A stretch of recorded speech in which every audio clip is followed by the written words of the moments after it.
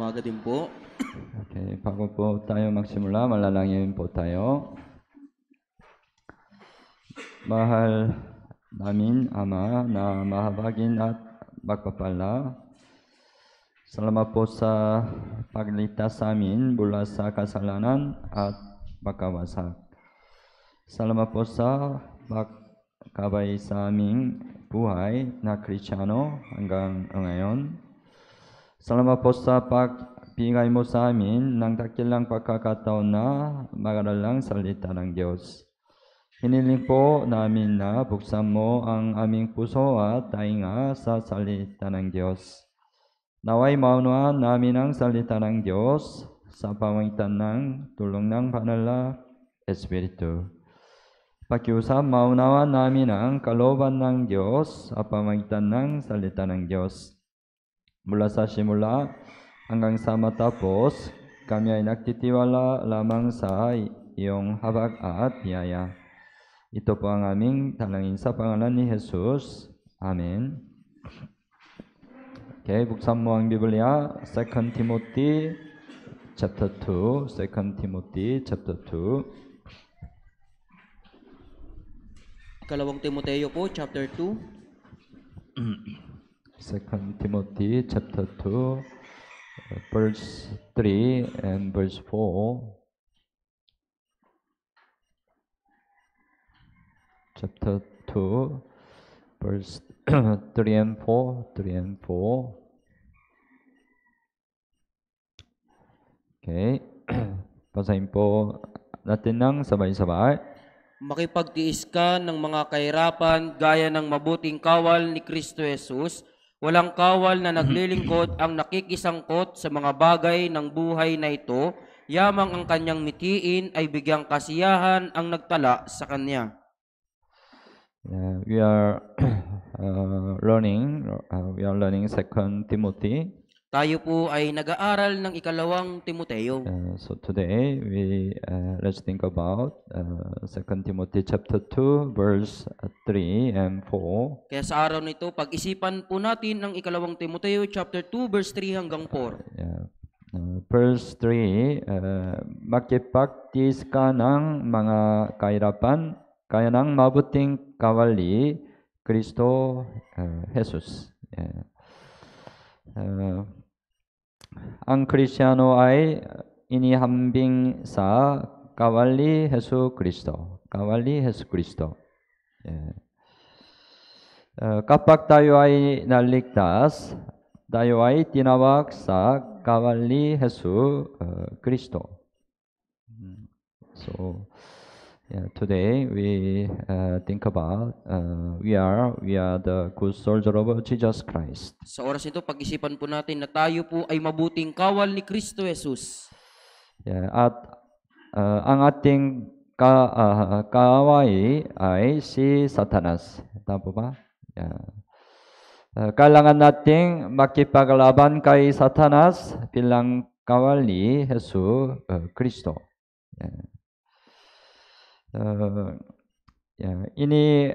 Inilalawan ni Apostol Pablo ang Kristiyano bilang sundalo. You check here. Buksan mo ang Biblia, Philippians chapter 2. Pilipos po, chapter 2. Verse 25. Verse 25. Philippians chapter 2, verse 25.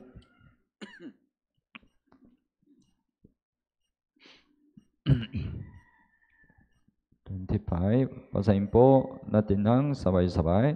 Ngunit iniisip kong kailangan pa ring isugo sa inyo si Epaprodito, na aking kapatid, kamanggagawa at kapwa kawal, ang inyong sugo at lingkod para sa aking pangangailangan. Si Epaprodito, na aking kapatid, kamanggagawa at kabakawal. So Apostle Paul consider Epaphroditus as the soldier, fellow soldier. Kaya itinuring po ni Apostol Pablo si Epaprodito bilang kapwa kawal. One more, let's find Philemon chapter 1. Sa Pilimon po, chapter 1.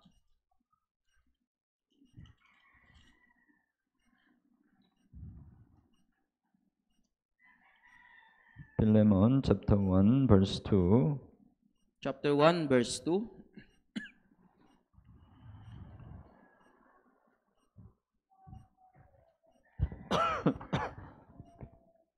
Bago Hebrew. Philemon chapter 1 verse 2. Basahin po natin ng sabay-sabay.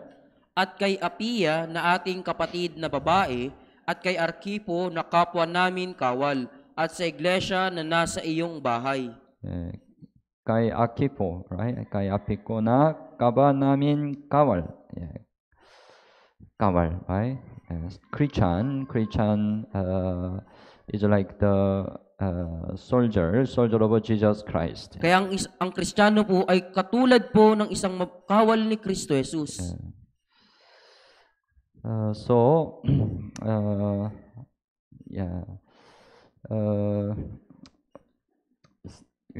Pag-isipan natin, salobin bilang mabuting kawali Yesu Kristo.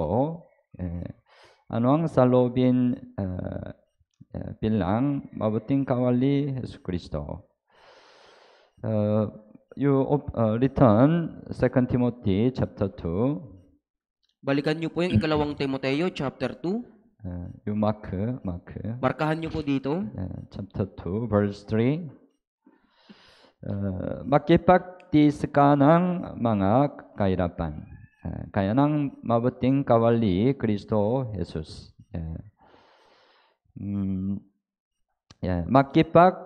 Makipagtiis ka ng mga kahirapan. Kailangan sanayin ang sundalo.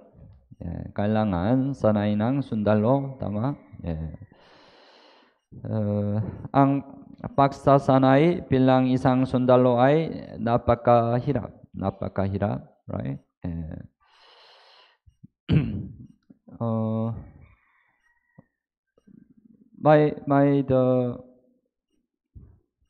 The training center, the sundalo dito. May kampo po dito, di ba po? Sometimes you see they are trained, right? Minsan nakikita niyo po sila ay nagsasanay. Napakahirap. Tama ba? Napakahirap.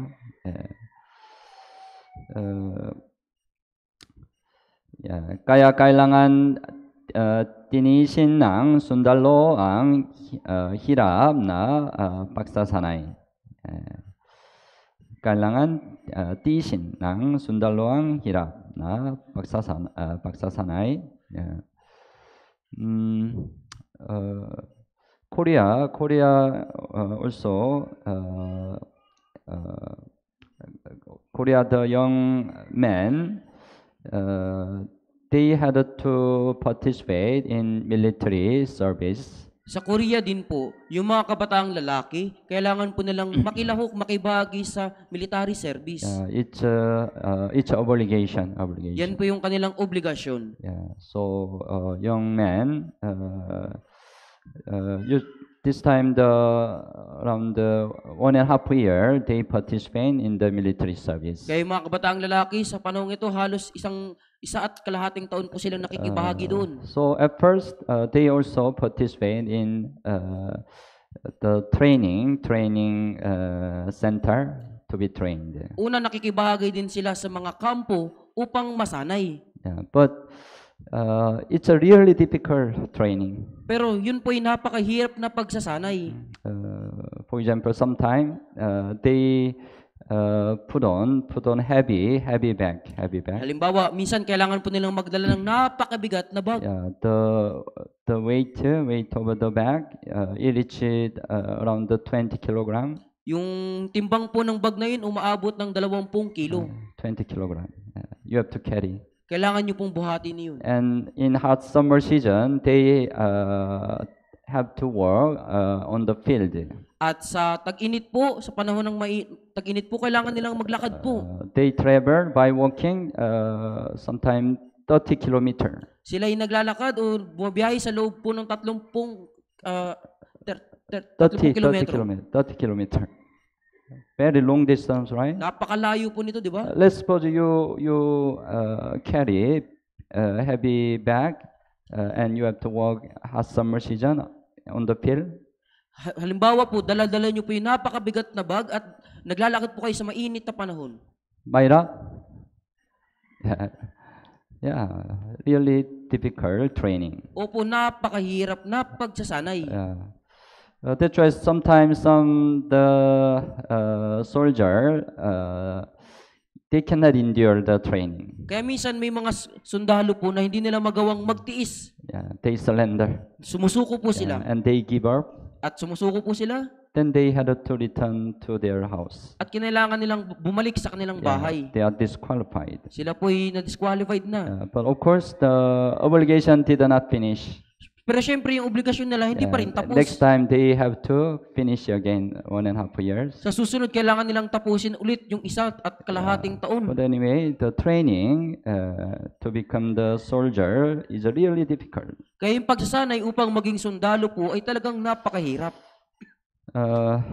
Subalit hanggat sanay na mabuti, mahusay na lumaban ang sundalo sa kaaway. Tama? Yeah. Kaya kailangan din nating sanayin bilang mga sundalo ni Hesus Kristo. Our enemy is Satan, right? Yung ating kaaway ay si Satanas, tama po ba? He is very strong. Siya ay napakalakas. If we are not trained, how can you fight with Satan? Kung hindi tayo sanay, paano natin magagawang labanan si Satanas? Even though the training is very difficult, we need to endure. Kaya kahit na napakahirap ng pagsasanay, kailangan nating magtiis. But how can you be trained? Pero paano po ba tayo masasanay? Maaari tayong sanayin sa pamamagitan ng paghihirap. Let's we will learn, right? We can be more strong through the affliction, right? Noong nakaraang linggo po na pag-aralan natin, na maaari po tayong higit na maging matibay sa magitan po ng mga paghihirap. It's the same, right? We can be trained through the affliction. Parehas lang din po ito. Masasanay po tayo sa magitan ng mga paghihirap. Halimbawa sa Biblia, sinanay ng Diyos si Job sa pamamagitan ng matinding paghihirap. Tama po ba? We know where God allowed great affliction to Job. At malalaman natin na pinahintulot ng Diyos kay Job yung matinding paghihirap. But while he was in affliction, right, he endured. Pero habang siya po ay nasa paghihirap, nagtiis po siya. That's why he could be really trained, right? Kaya talagang siya po ay nagawang masanay. That's why after he passed all the affliction, he said, kaya pagkatapos niya pong malampasan ng lahat ng mga pagsasanay, sinabi niya po. Job chapter 23. Job 23.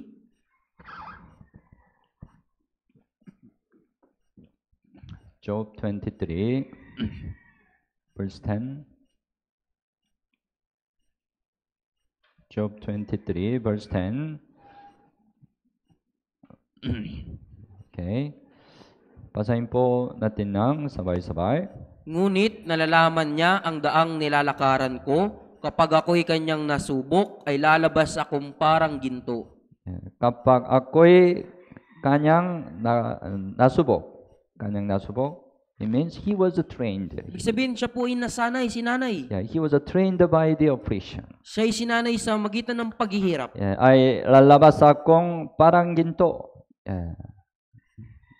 He was really trained and he become more strong in the faith. Right? At siya ay talagang sinanay at siya ay naging matibay sa pananampalataya. It was possible because he endured the hardship. Naging posible ito dahil tiniis niya po ang mga paghihirap. Tagumpay si Job sa mga paghirap sa pamamagitan ng pagtitiis at sinanay. Buksan mo ang Biblia, James chapter 5. Santiago chapter 5. James chapter 5.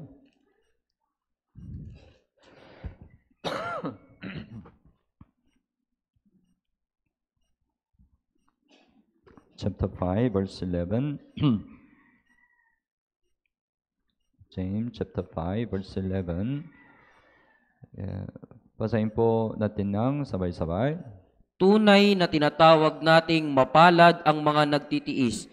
Narinig ninyo ang tungkol sa pagtitiis ni Job at inyong nakita ang layunin ng Panginoon kung paanong ang Panginoon ay puno ng pagkahabag at pagkamaawain. Tunay na tinatawag nating mapapalad ang mga nagtitiis. Narinig ninyo ang tungkol sa pagtitiis ni Job. Right? Narinig natin ang tungkol sa pagtitiis ni Job.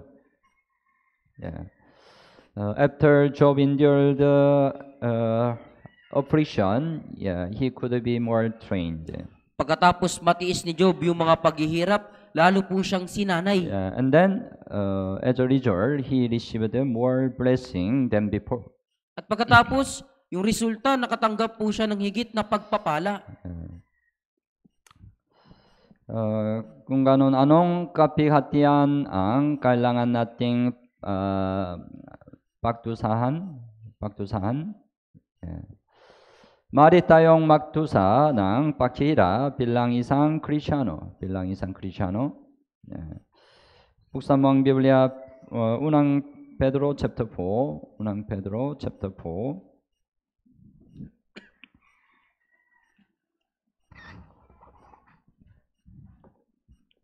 Unang Pedro chapter 4 verse 16.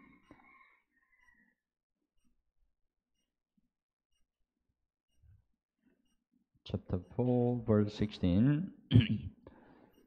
So, basahin po natin ng sabay-sabay. Ngunit kung ang isang tao ay nagdurusa bilang Kristiyano, huwag niyang ikahiya ito, kundi luwalatiin niya ang Diyos sa pangalang ito. Kung ang isang tao ay nagdurusa bilang Kristiyano. Ano ang nagdurusa bilang Kristiyano? Tayo ay tumatanggap ng pag-uusig kapag sinisikap nating mamuhay ng maka-Diyos. 2 Timothy chapter 3. 2 Timothy chapter 3. Ikalawang Timoteo chapter 3, verse 12. sa verse 12.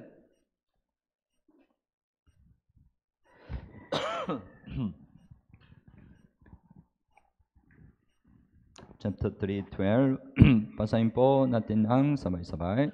Tunay na ang lahat ng ibig mabuhay na may kabanalan kay Kristo Jesus ay daranas ng pag-uusig. Tama. Tunay na ang lahat ng ibig mabuhay na may kabanalan kay Kristo Jesus ay daranas ng pag-uusig.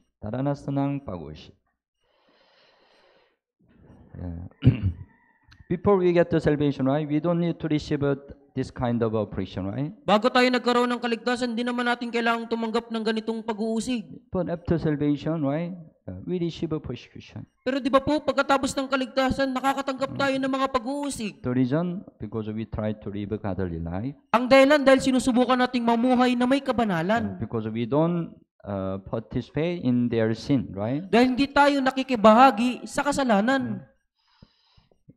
Unang Pedro chapter 4. Unang Pedro chapter 4. Unang Pedro chapter 4 verse 4. Unang Pedro chapter 4 verse 4. Okay, basahin po natin ng sabay-sabay. Sila ay nagtataka na kayo ay hindi na nakikisama sa gayong labis na kaguluhan, kaya't kayo'y nilalait nila.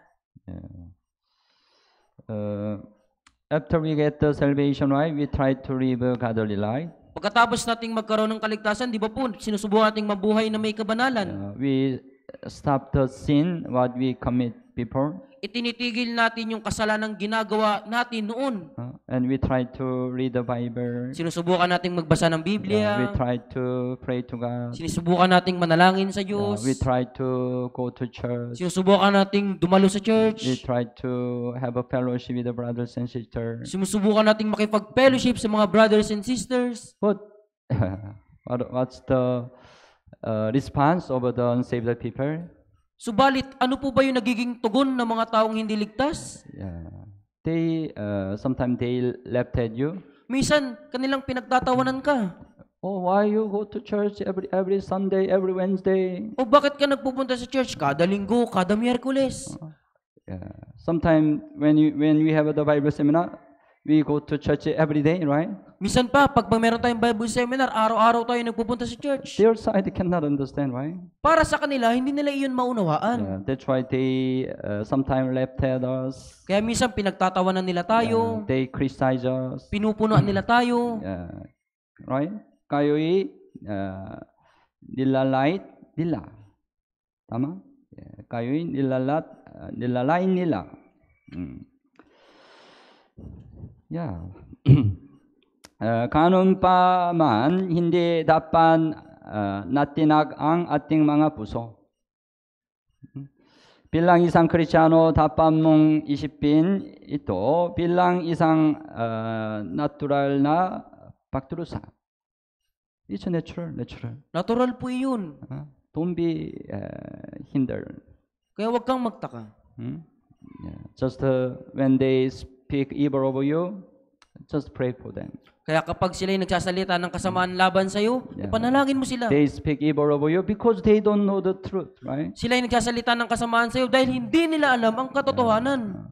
Rather than the hate them, you need to have the pity for them. Sa halip na mapuot ka sa kanila, magkaroon ka ng habag sa kanila. Then you can evangelize them. Kung gayon, magagawa mo silang may evangelize.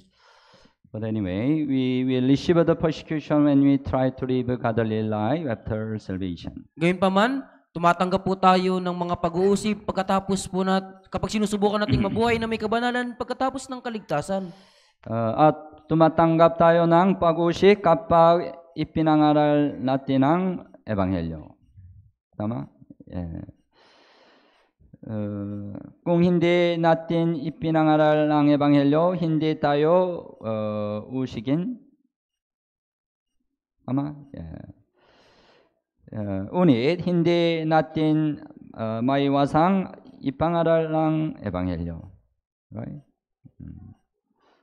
When you try to evangelize, right? Sometimes they don't want to listen.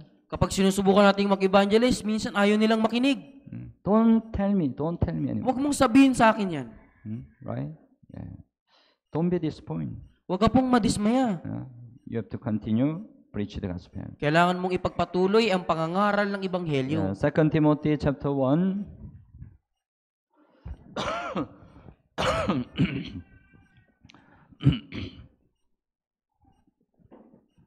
Second Timothy chapter 1 verse 8.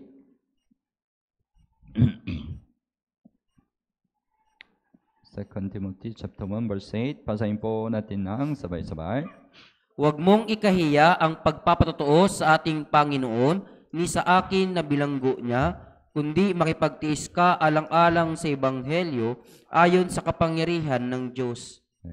Pakipagtiis ka alang-alang sa Ebanghelyo.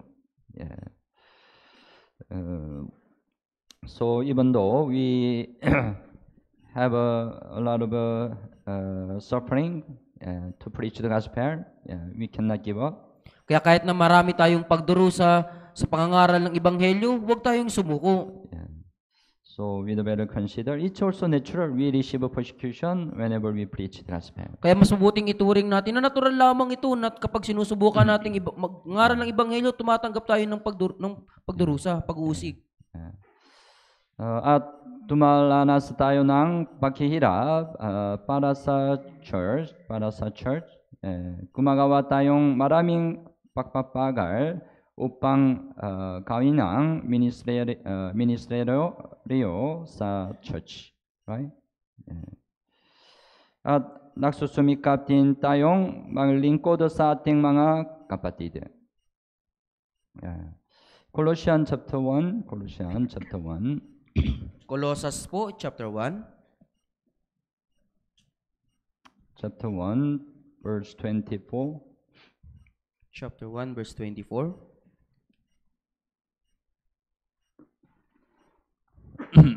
Chapter 1, 24. Also, basahin po natin ng sabay-sabay. Ngayoy, nagagalak ako sa aking mga pagtitiis alang-alang sa inyo, at sa aking laman ay pinupunan ko ang kakulangan sa mga paghihirap ni Kristo alang-alang sa kanyang katawan na siyang iglesia. Sa aking laman ay pinupunan ko ang kakulangan sa mga paghihirap ni Kristo alang-alang sa kanyang katawan na siyang iglesia. Kanyang katawan na siyang iglesia, right? After salvation, we suffered a lot to serve the church. Kaya pagkatapos ng kaligtasan, marami tayong pagdurusa para sa paglilingkod sa church. There are many ministry in church, right? Napakarami pong mga paglilingkod sa loob ng church, di ba po? Whenever we conduct a Bible seminar, right? Many brothers and sisters sacrifice. Sa tuwing nagdadaos tayo ng Bible seminar, maraming mga kapatid yung nagsasakripisyo. They do a lot of labor. Ginagawa nila yung maraming pagpapagal.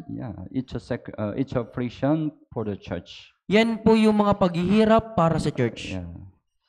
Ito ay isang paghihirap na dinaranas natin dahil tayo ay mga Kristiyano. Right? Ngunit kailangan nating tiisin ang lahat ng mga paghihirap na ito. Kailangan nating tiisin. Dahil maaari tayong makibahagi sa pagdurusa ni Kristo sa pamamagitan ng paghihirap bilang Kristiyano. Buksan mo ang Biblia, unang Pedro, chapter 4. unang Pedro, chapter 4, verse 13.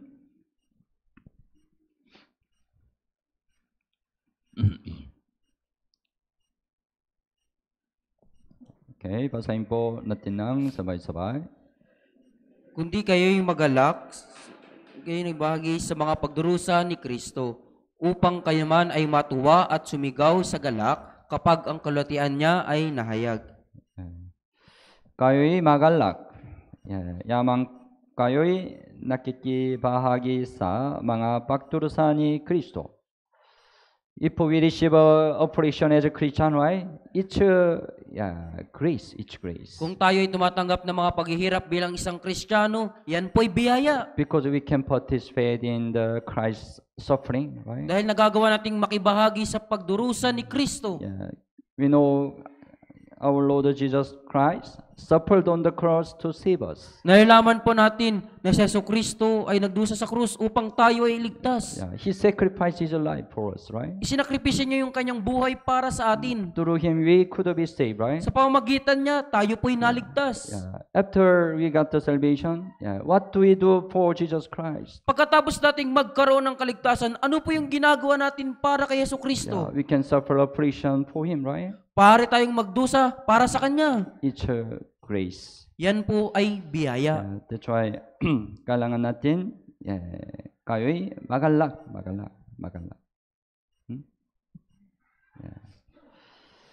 Okay, let's go back 2 Timothy chapter 2. Balikan po natin yung ikalawang Timoteo chapter 2. So the good soldier of Jesus Christ needed to endure hardship. Una po, ang mabuting kawal ni Kristo, Jesus, ay kailangang magtiis ng mga kahirapan. And now let's go to chapter 2 verse 4.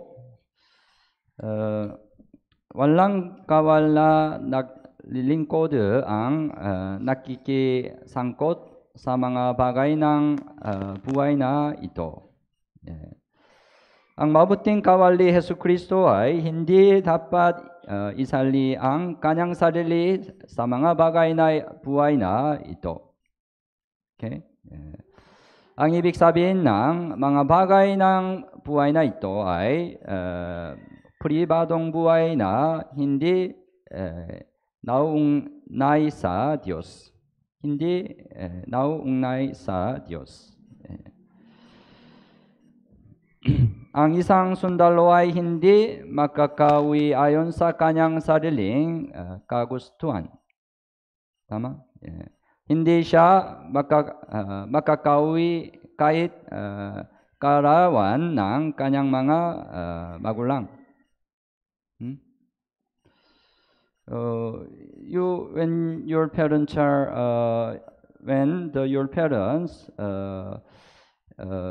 has the birthday, you can visit your parents, right? Kapag may kaarawan ng inyong mga magulang, nagagawa niyo po siyang bisitahin.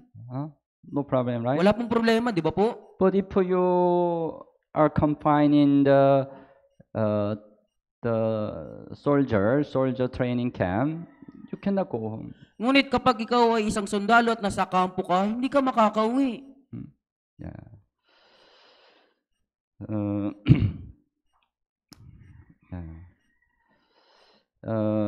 Sa Philippos Church, may ilan na nakatutok sa kanilang physical na buhay na hindi nauugnay sa Diyos. Sa Philippos Church. Buksan mo ang Biblia, Philippians chapter 2. Philippians chapter 2.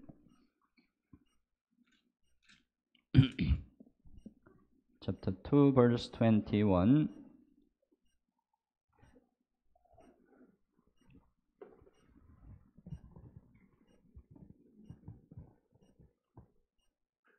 Okay, chapter 2, 21. Basahin po natin ng sabay-sabay. Sapagkat pinagsisikapan nilang lahat ang para sa kanilang sariling kapakanan, hindi ang mga bagay ni Jesucristo. Pinagsisikapan nilang lahat ang para sa kanilang sariling kapakanan. They focus on their physical life, right? Nakatuon sila sa kanilang physical na buhay, di ba po? Hindi ang mga bagay ni Jesucristo. They didn't have interest in the works of the Lord. Wala silang interest para sa gawain ng Panginoon. They are entangled in the affair of this life. Sila ay nakikisangkot tungkol sa mga bagay ng buhay na ito. So, ang mabuting kawali Jesucristo ay kailangan tanggihan ng kanyang sarili. Kailangan tanggihan.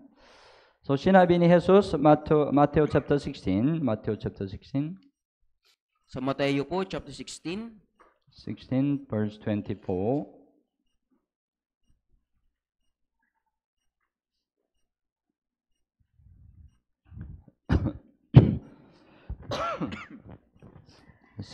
verse 24. Also, basahin po natin ng sabay-sabay. Pagkatapos ay sinabi ni Jesus sa kanyang mga alagad, kung ang sino man ay ibig sumunod sa akin, tanggihan niya ang kanyang sarili at pasanin ang kanyang krus at sumunod sa akin. Kung ang sino man ay ibig sumunod sa akin, what's the first requirement? Ano po yung unang kinakailangan? tanggihan niya ang kanyang sarili. It's a first requirement, right? Yan po yung unang hinihiling kinakailangan. Then you can really follow Jesus. Kung gayon, magagawa mo talagang sumunod kay Jesus. Siyempre, hindi ito nangangahulugan na kailangan nating isuko ang lahat ng ating personal na buhay. Ang ibig sabihin ng nakikisangkot ay ang ating puso ay nakukuhang mundong ito.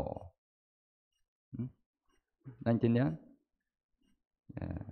Nakikisangkot, ibig sabihin, ang ating puso ay nakukuhang mundong ito.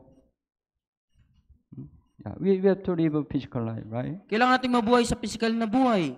But to where your heart is, Ngunit, nasaan po ba ang inyong puso? right? We have to do work in this world, right? Kailangan natin gawin yung mga gawain sa mundong ito. Yeah. But the important thing, to where your heart is.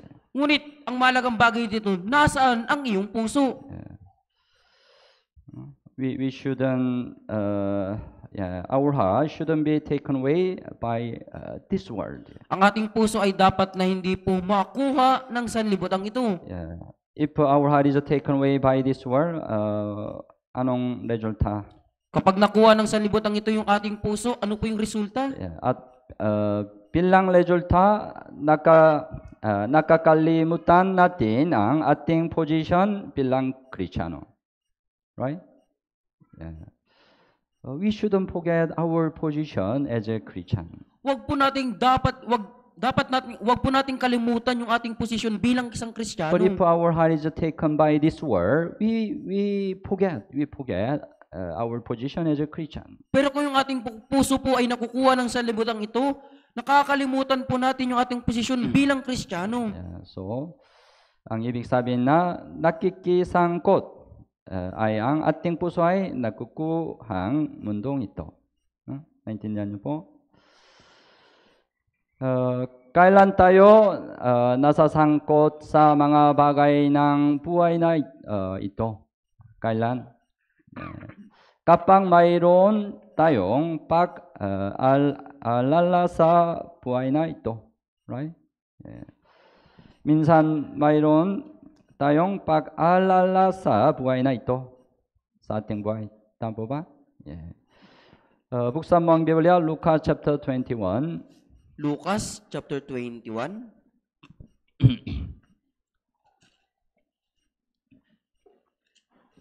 Lucas 21 verse 34.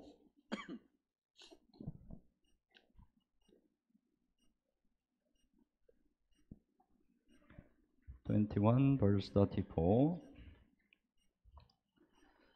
Okay, basahin po natin ng sabay-sabay. Subalit mag-ingat kayo sa inyong sarili. Baka magumon ang inyong mga puso sa katakawan at kalasingan at sa mga alalahanin ukol sa buhay na ito at biglang dumating ang araw na iyon na parang bitag. Your heart can be weighed down, right? Ang inyong Sometimes, puso right? po ay maaaring magumon. Dahil sa katakawan at kalasingan at sa mga alalahanin ukol sa buhay na ito. Right? Yeah. Usually we can overcome well, right? Cursing, drunkenness. Minsan kadalasan po na gagawa nating maiwasan po yung pag-inom, yung paglalasing. Yeah, you avoid the drunkenness Di ba po na iwasan niyo po yung kalasingan after salvation. pagkatapos ng kaligtasan? Mahirap, still mahirap. Mahirap pa rin po ba? Yeah, you have to overcome. Pero kailangan niyo po yung malampasan. But it's more difficult, right? Overcoming care over this life. Pero mas mahirap pong malampasan po yung alalahanin ukol sa buhay na ito. Yeah. But if you focus on care over this life, your heart will be weighed down. Ngunit kung ang iyong puso, nakatuon ka lang sa alalahanin ukol sa buhay na ito, magugumon ang iyong puso. You will forget your position as a good soldier of Jesus Christ. Kakalimutan mo yung katayuan mo bilang isang mabuting kawal ni Kristo Jesus. Kaya dapat nating ipaubaya sa Panginoon ang ating makamundong alalahanin. Yeah, ipaubaya sa Panginoon. Yeah, buksan mo ang Biblia, unang Pedro chapter 5. unang Pedro chapter 5 verse 7.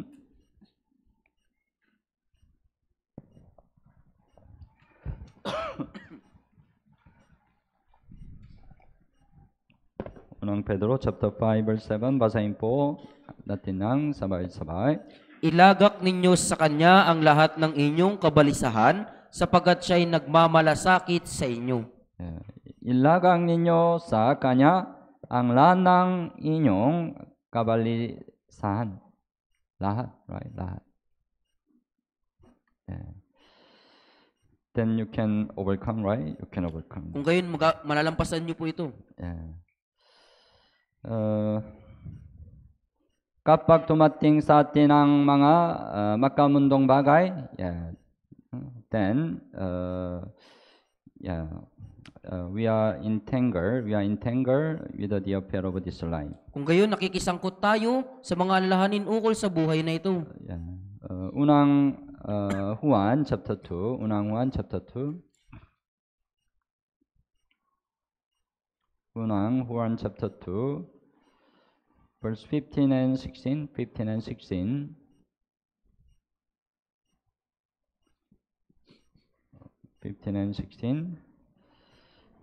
Also, basahin po natin ng sabay-sabay. Huwag ninyong ibigin ang sanlibutan, ni ang mga bagay na nasa sanlibutan. Ang pag-ibig ng Ama ay wala sa sinumang umiibig sa sanlibutan, sapagkat ang lahat ng nasa sanlibutan, ang masamang pagnanasa ng laman, ang pagnanasa ng mga mata, at ang pagmamataas sa buhay ay hindi mula sa Ama, kundi sa sanlibutan. Verse 15, huwag ninyong ibigin ang sanlibutan, ni ang mga bagay na nasa sanlibutan. So, sometimes, right, the worldly thing comes to us. Minsan po yung mga makamundong bagay dumarating sa atin. Then our heart can be taken away by this world. Kung gayon yung ating puso po ay nakukuha ng sanlibutan ito. Then we will forget our position as a good soldier of Jesus Christ. Kung gayon makakalimutan natin yung katayuan natin bilang isang mabuting kawal ni Kristo Jesus. Kaya dapat tayong manalangin na ilayo ang ating mga mata sa mga makamundong bagay. Awit, buksan mo ang Biblia, awit 119. Sa awit po 119. Awit 119, verse 37. Sa verse 37.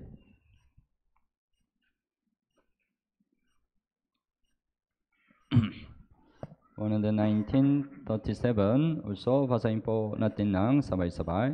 Ilayo mo ang aking mga mata sa pagtingin sa walang kabuluhan at bigyan mo ako ng buhay sa iyong mga daan.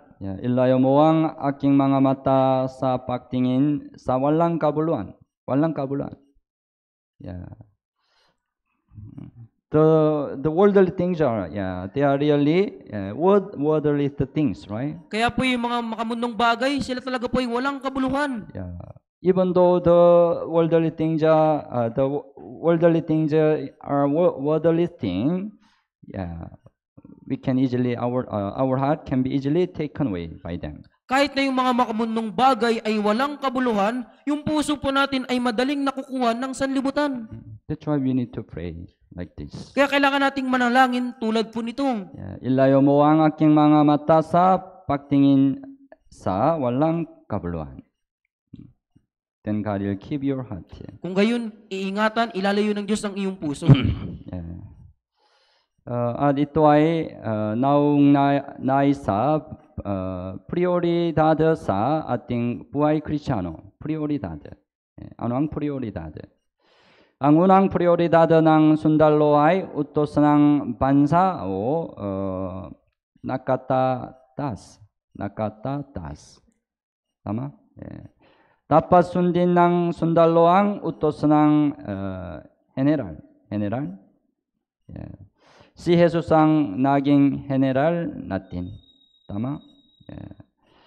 Dapat nating unahin ang utos ng Panginoon bilang isang mabuting kawal ni Hesus Kristo. Ano ang prioridad sa ating Christian life? Matthew 6, buksan mo ang Biblia, Matthew 6. Mateo chapter 6, verse 33. Verse 33. Matthew 6, verse 33.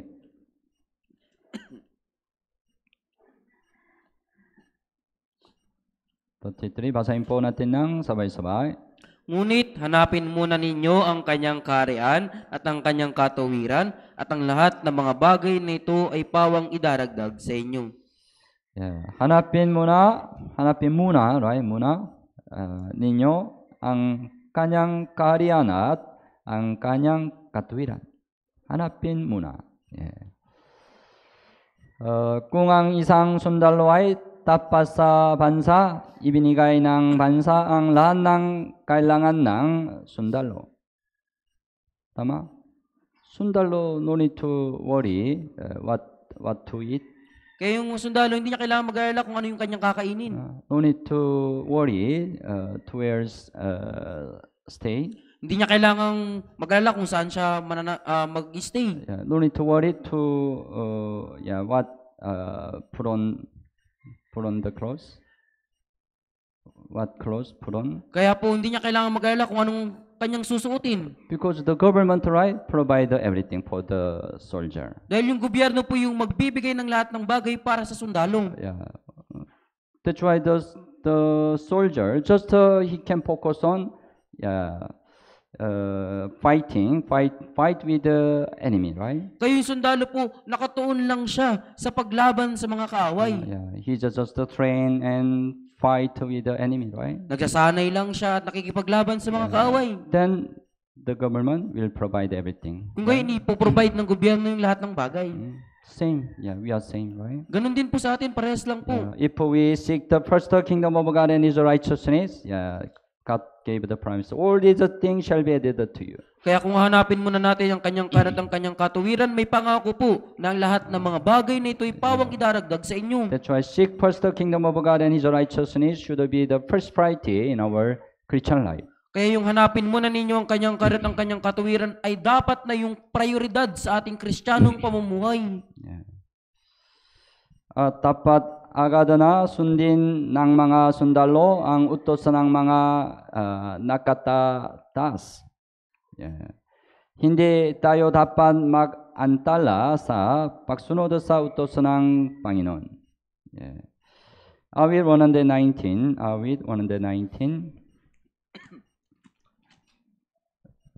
verse 60.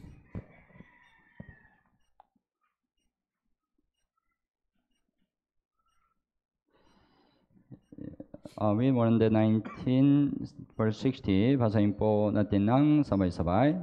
Ako'y nagmamadali at hindi naantala na sundin ang iyong mga utos.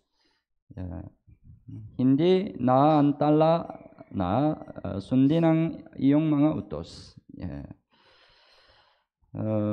Kung ang isang sundalo ay sumuway sa panahon ng tingman, siya ay napapailalim sa parusang kamatayan. It happened at the time of the war. Nangyayari po yan sa panahon po ng digmaan. Soldier, whatever situation, he need to obey to his superior. Kaya yung isang sundalo, anuman yung mangyari, kailangan niya pong sumunod sa kanyang sa nakatataas sa kanya. We are also soldier of Jesus Christ. Tayo din po ay kawal ni Kristo Jesus. We need to have the heart, whatever situation, I will obey to our Lord. Dapat na magkaroon tayo ng puso, anuman ang mangyari, ako ay susunod sa Panginoon.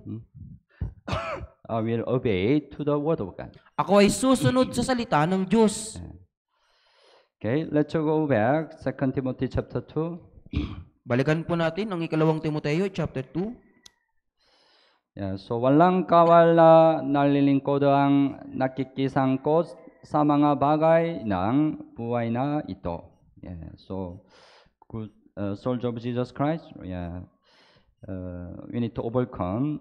We need to overcome by being entangled with the affair of this life. Kaya yung mabuting kawal ni Kristo, kailangan niya pong mapagtagumpayan yung na hindi nakikisangkot sa mga bagay ng buhay na ito. We have to seek first the kingdom of God and His righteousness. Kailangan nating hanapin muna ang kanyang karet, ang kanyang katuwiran. At yamang ang kanyang mitin ay bigyang kasiyanang nagtala sa kanya. Ang mabuting kawal ni Hesus Kristo ay kailangan mabuhay upang masiyahan ang Panginoon. Masiyahan ang Panginoon. Dapat mabuhay ang sundalo para sa bansang tumawag sa kanya bilang sundalo kaysa sa sarili niya. Kailangan nating mamuhay para sa Panginoon na tumawag sa atin bilang mabuting kawal ni Hesus Kristo kaysa sa ating sarili. Yeah. So, what should be our life after salvation? Kaya ano po yung dapat nating buhay pagkatapos ng kaligtasan? Yeah, buksan mo ang Biblia, Galatians chapter 2. Galacia, Kapitulo 2, Chapter 2, verse 20. Galatians chapter 2, verse 20. Kapitulo 2, versikulo 20. Yeah, so, basahin po natin ng sabay-sabay. Ako'y ipinakong kasama ni Kristo at hindi na ako ang nabubuhay, kundi si Kristo ang nabubuhay sa akin. At ang buhay na kinabubuhay ko ngayon sa laman ay kinabubuhay ko sa pamamagitan ng pananampalataya sa anak ng Diyos na sa akin ay nagmahal at nagbigay ng kanyang sarili dahil sa akin. Yeah. Ako'y ipinakong kasama ni Kristo. Right? Yeah. When Jesus died on the cross, I also crucified with Him. Nung si Jesus ay namatay sa krus, ako din po ay kasamang ipinako. Yeah. At hindi na ako ang nabubuhay, kundi si Kristo ang nabubuhay sa akin. Yeah. It should be our Christian life. Ito yung dapat nating buhay Kristiyano. Before salvation, you have lived your life for yourself. Bago yung kaligtasan, namuhay ka sa iyong buhay para sa iyong sarili. Or you have lived your life for your family. O kaya nabuhay ka na sa iyong buhay para sa pamilya mo. But after salvation, it's different. Pero pagkatapos ng kaligtasan, iba na po. We have to live our life for the Lord who was a sacrifice on the cross. Kailangan nating mamuhay sa ating buhay para sa ating Panginoon na nagsakripisyo para sa atin. Yeah, that's really true, right? Opo, yan po ay talagang totoo. That's a real Christian life. Yan yung tunay na But Kristiyanong even though pamumuhay. you are really saved, you still just live for your own life. Yeah, it's not right, right? Kaya kung ikaw ay naligtas na at nabubuhay ka pa rin para sa iyong sarili lamang, hindi po yan tama, nararapat. Kailangan nating kalugtan ng Panginoon sa pamagitan ng ating buhay Kristiyano. Yeah. 2 Corinthians chapter 5. 2 Corinthians chapter 5.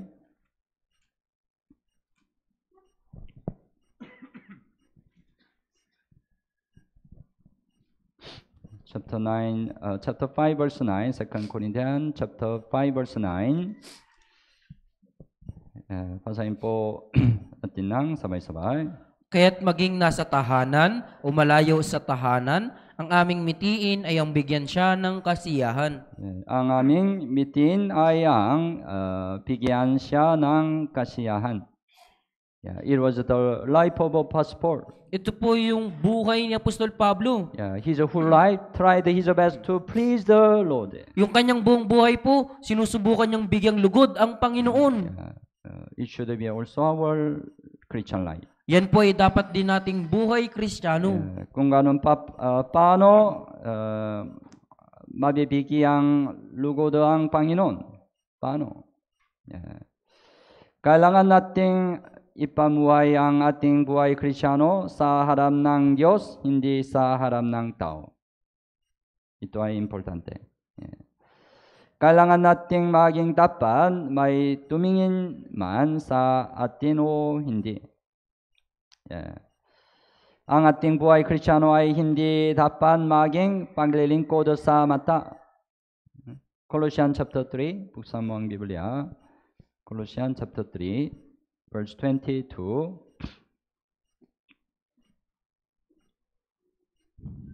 22 hanggang 24. 22 hanggang 24.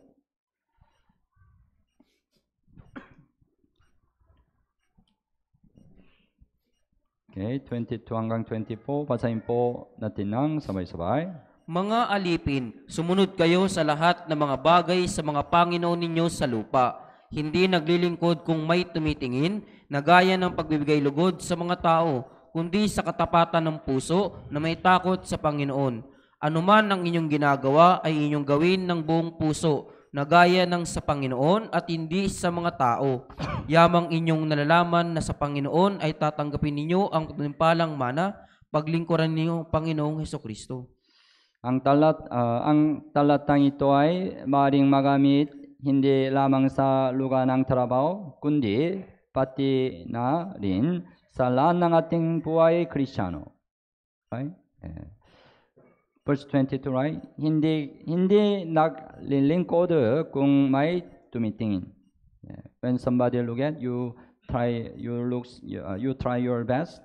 Kapag may nakatingin, sinusubukan mo yung maabot ng makakaya mo. But nobody look at you, neglect. Ngunit kung walang nakatingin, nagpapabaya ka. Yeah. It's not the Christian life live before God. Hindi po yan yung Kristiyanong pamumuhay na nabubuhay sa harapan ng Diyos. Kaya ng pagbibigay lugod sa mga tao, kundi sa katapatan ng puso na may takot sa Panginoon. 23, anuman ang inyong ginagawa ay inyong gawin ng buong puso na kaya ng sa Panginoon at hindi sa mga tao. Ang buhay Kristiyano sa harap ng Diyos ay nakalulugod sa Diyos, hindi nakalulugod sa tao. Galatians chapter 1, buksan mo ang Biblia, Galatians chapter 1, verse 10.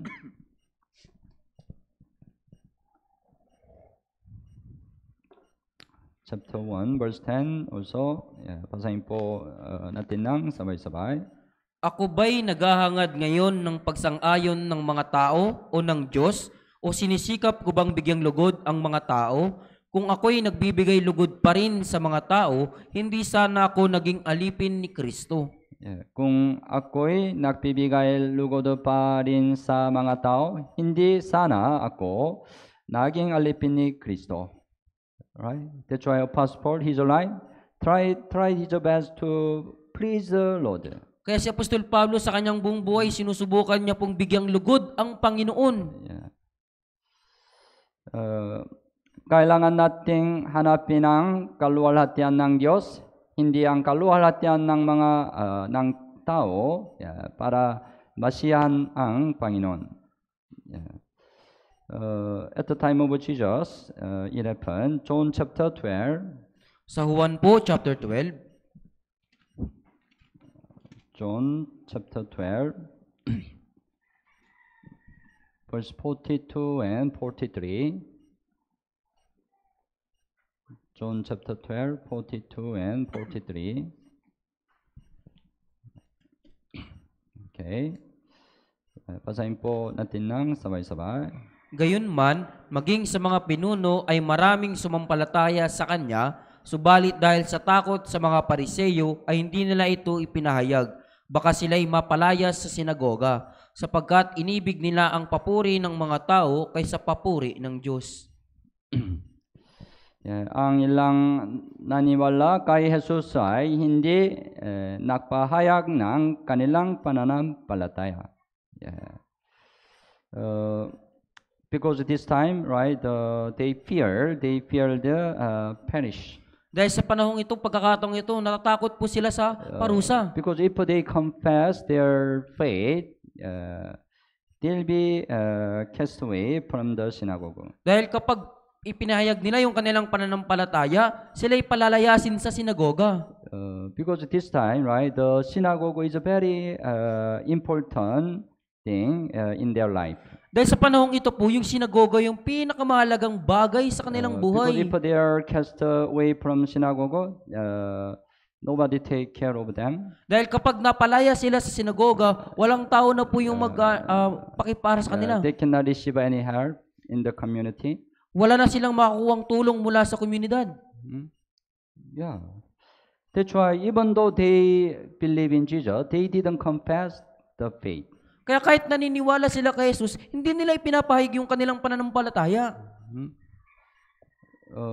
Some place, right? The Catholic community is very strong, right? May mga lugar po, di ba, na yung Katoliko po, yung komunidad ng mga Katoliko, napakalakas. Sometime when I have the chance to preach the gospel some other place. Minsan may pagkakataon po na nakabahagi ako ng ibanghel sa ibang lugar. Especially the province. Lalo na sa mga probinsya po. I delivered the gospel there. Ibinahagi ko yung ebanghelyo po doon. Then many people listen to the gospel. Pagkatapos maraming tao yung nakikinig ng ebanghelyo. Then after that they confess, oh, I'm saved through this Bible seminar. Pagkatapos ipinapahayag po nila, oh, naligtas ako sa pagkatapos ng Bible seminar. But after that, they don't come again. Ngunit pagkatapos po nun, hindi na sila bumabalik. Bakit? If they come to our gathering, the Catholic community will persecute them. Dahil kapag bumalik sila sa ating pagtitipon, yung komunidad ng mga Katoliko po, uusigin sila. Because sometimes somebody die, Catholic community support all the funeral. Dahil kapag may namamatay po yung komunidad ng Katoliko, sila yung sumusuporta po sa isang lamay. And there is the wedding, Catholic community support everything. At kapag may mga kasal, yung mga Katoliko po yung sumusuporta sa lahat ng bagay. They fear, right? They fear. Kaya natatakot po sila. That's why even though they say, oh, I'm saved. Kaya kahit na sinasabi nila, oh, naligtas ako. But after then, they don't come again. Ngunit pagkatapos nun, hindi na sila bumabalik. They fear Catholic community. Natatakot sila sa pamayanan ng mga Katoliko. It frequently happen. Madalas po yung nangyayari. Anong ibig sabihin? Verse 43, the religion, 43, sapagkat inibig nila ang papuri ng mga tao kaysa papuri ng Diyos. Papuri ng mga tao. In Korean translate, the glory of man. They love the glory of man than glory of God. Sinasabi sa Korean translate po, inibig nila yung kalulatian ng mga tao kaysa kalulatian ng Diyos. Ang paghanap ng kaluwalhatian ng tao ay nakalulugod sa tao. At ang paghanap ng kaluwalhatian ng Diyos ay nakalulugod sa Panginoon. If really they want to please the Lord, they don't fear Catholic community, right? Kung talagang sila ay nais nilang bigyan lugod ng Panginoon, hindi sila matatakot sa pamayanan ng mga Katoliko. Even not the Catholic community, some people, they confess they are saved, but they don't come to church because of their family. Kahit hindi po sa pamayanan ng Katoliko, minsan may mga nagpapahayag na sila ay naligtas, ngunit hindi sila bumabalik dahil sa kanilang pamilya. When their family not allowed, they easily give up, come to church. Kaya kapag hindi sila pinapayagan ng kanilang pamilya, sumusuko sila sa hindi pagdalo sa church. If I go to church, our family peace will be broken. Kapag pumunta ako sa church, yung kapayapaan sa aming pamilya masisira. I don't want any conflict with my family. Ayokong magkaroon ng ibang pagtatalo sa aking kapamilya. It's better I give up going to church. Kaya mas mabuting isuko ko na lang yung pagdalo sa church. What it means? Ano pong kahulugan nito? They try to please a man, right? Susubukan nilang bigyang lugod ang tao. They don't have a heart to please the Lord. Wala silang puso na bigyang lugod ang Panginoon. Kailangan nating matakot sa Diyos para masiyahan ang Panginoon. Dapat nating malaman na sinusuri ng Diyos ang ating puso. Kapag alam nating sinusuri ng Diyos ang ating puso, natatakot tayo sa Diyos at maaari tayong mamuhay ng Kristiyano sa harap ng Diyos. Buksan mo ang Biblia, first unang Thessalonica chapter 2. Unang Thessalonica chapter 2.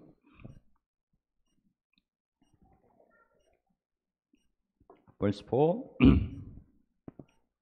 Unang Thessalonica chapter 2 verse 4. Basahin po natin ng sabay-sabay. Kundi kung paanong kami minarapat ng Diyos na pagkatiwalaan ng Ebanghelyo, ay gayon kami nagsasalita, hindi upang bigyang lugod ang mga tao, kundi ang Diyos na sumusuri sa aming mga puso. Hindi upang bigyan lugod ang mga tao, kundi ang Diyos na sumusuri sa aming mga puso. Don't forget, God searches your heart. Huwag mo pong kakalimutan na sinusuri ng Diyos ang iyong puso. That's why we have to fear God. Kaya kailangan nating matakot sa Diyos. Don't fear anybody. Huwag kayong matakot sa kanino man. we have to fear only God. Kailangan nating matakot sa Diyos lamang. God searches our heart. Dahil sinusuri ng Diyos yung ating puso. Yeah. Then we can live our Christian life to please the Lord. Kung gayon, magagawa nating mabuhay sa ating Kristiyanong pamumuhay na binibigyang lugod ang We can live a Panginoon. Christian life before God, not before man. Magagawa nating mabuhay sa ating Kristiyanong pamumuhay sa harapan ng Diyos at hindi sa harapan ng tao. Yeah. So we are good soldiers of Jesus Christ. Kaya tayo po ay mabuting kawal ni Kristo Jesus. That's why we have to endure hardship.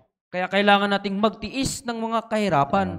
We need to be more trained. Kailangan nating higit na maging sanay. Then God can use us to fight with Satan. Kung gayon, gagamitin tayo ng Diyos upang labanan si God Satanas. can use us to save the lost soul. Upang gamitin tayo ng Diyos para mailigtas ang mga ligaw na kaluluwa. And also we are good soldiers of Jesus Christ. That's why we need to overcome by being entangled in the affair of this life. At tayo po'y mabuting kawal ni Kristo na natatagumpayan po yung na hindi nakikisangkot sa mga bagay ng buhay na ito. Yeah, we have to put first priority in the works of God. Kailangan nating unahin ang gawain ng Diyos. Yeah, and as a good soldier of Jesus Christ, we have to try our best to please our Lord. At bilang mabuting kawal ni Kristo Jesus, kailangan nating gawin yung makakaya nating bigyang kasiyahan ang Panginoon. Because He called us as a good soldier of Jesus Christ. Dahil tinawag niya po tayo bilang mabuting kawal ni Kristo Jesus. It's a really amazing grace. We are called as a good soldier of Jesus Christ. Isa pong dakilang biyaya na tayo po'y tawagin bilang mabuting kawal ni Kristo Jesus. As you know, right? February 13, we have the first Grand Bible Seminar this year with the Korean mission team. Gaya ng inyong nalalaman, sa February 13 po, yan po yung kauna-unahan nating Grand Bible Seminar kasama po ng mission team. Yeah, you know which church is our supporting church? Alam niyo po ba kung anong church po yung sumusuporta sa atin? Anong church? Anong church po? Shiwa Church. Shiwa Church po. Maybe there are some newly saved brethren. Marahil meron po ditong ilang mga baguhan You don't meet yet them. na hindi niyo pa po sila nakikita. But this time, 11, including the pastor, 11 Korean mission team will visit our church. Ngunit sa pagkakataong ito, 11 Korean mission team po, kasama yung pastor po yung bibisita sa ating church. And they will conduct a Grand Bible Seminar together. At sila ang magsasagawa ng Bible Seminar kasama po natin. It's a great chance, right? We can save many lost souls. Dakilang pagkakataon nito upang makapagligtas tayo ng nawawalang kaluluwa. We need to be prepared as a good soldier of Jesus Christ. Kailangan nating maging handa bilang mabuting kawal ni Kristo Jesus. Yeah, so I hope all our brothers and sisters can participate in the great works of God. Kaya umaasa po na ang lahat ng ating mga kapatiran ay makikibahagi sa gawain ng And we Diyos. still have a time, we can open our mouths to preach the gospel. At may oras pa po tayo para mabuksan yung ating bibig na may pangaral ng Ebanghelyo. Yeah, you try to evangelize one soul. Subukan niyo pong mag-evangelize ng kahit isang kaluluwa. No need think about two. Huwag niyong isipin na yung dalawa. One soul, try. Isang kaluluwa lang po, subukan po ninyo. You pray and God will help you. Manalangin ka, tutulungan ka ng Diyos. Will you do? Gagawin niyo po ba? Yeah, God will help you. Tutulungan po kayo ng Diyos. Okay, malalangin po tayo. Mahal namin Ama na mahabagin at magpapala. Salamat po sa pagligtas sa amin mula sa kasalanan at pagkawasak. Salamat po sa pagbigay mo sa amin ng dakilang pagkakataon na mag-aralang salita ng Diyos. Salamat po paunawa ng kalooban ng Diyos sa pamamagitan ng salita ng Diyos. Hiniling po namin na sundin namin ang salitang natutunan namin ngayon. Pakiusap panatilihin at kabayan kami hanggang sa muling dumating ang Panginoon. Ito po ang aming dalangin sa pangalan ni Jesus. Amen.